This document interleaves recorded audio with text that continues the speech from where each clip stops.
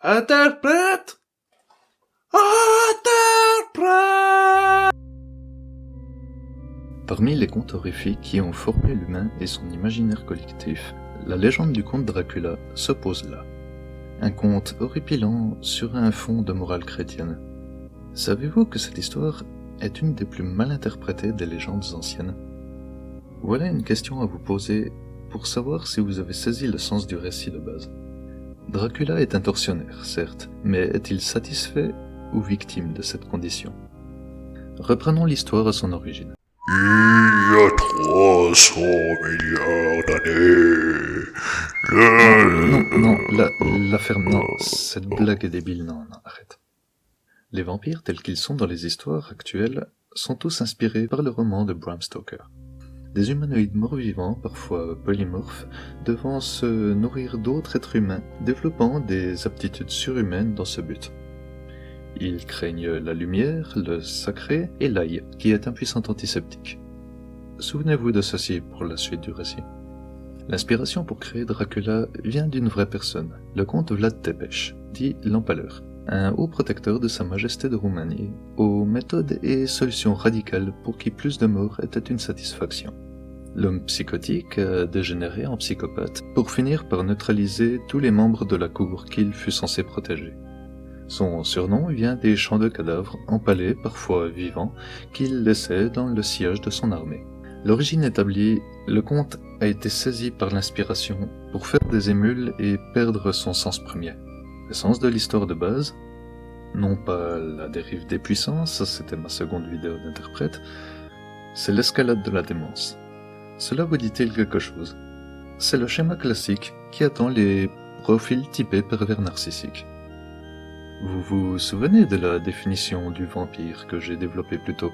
C'est un mort-vivant, il se nourrit d'autres personnes, elles aussi vivantes, il développe des aptitudes dans ce but, il craigne la lumière, le sacré et d'autres choses en fonction des versions.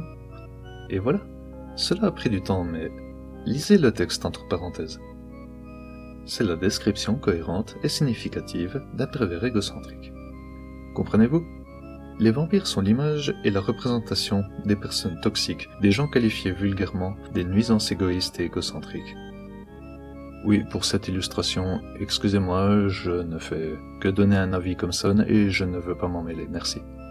Le développement commercial du personnage a vu tout ce qui était possible de faire avec cette image déjà emblématique au début de l'exploitation du cinéma.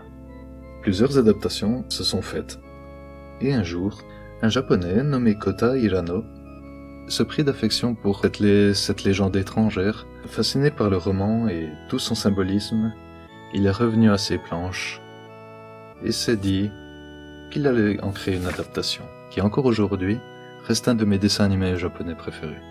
Renommé Hellsing Ultimate pour son adaptation animée, ce n'est pas un caprice de fanatique de parler spécifiquement de cette adaptation parmi les centaines qui existent dans le monde.